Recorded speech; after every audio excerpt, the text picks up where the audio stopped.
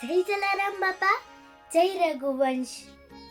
સંત શિરોમણી પરમ પૂજ્ય શ્રી જલારામ બાપાની 144મી પુણ્યતિથિ નિમિત્તે રઘુવીર યુવા સેના દ્વારા 25મી પદયાત્રાનું ભવ્ય આયોજન કરવામાં આવ્યું છે. તો તારીખ અને સમય આ પ્રમાણે છે. તારીખ 15 ફેબ્રુઆરી ને શનિવારે સાંજે 4 વાગ્યે પદયાત્રા પ્રસ્થાન થશે અને નવો રૂટ આ પ્રમાણે છે. રાજકોટ પીડી માલવિયાથી રીબડા, ત્યાંથી કોટડા સાંગાણી, ત્યાંથી ગોંડલ થી જામવાડી, પછી વીરપુર જશે.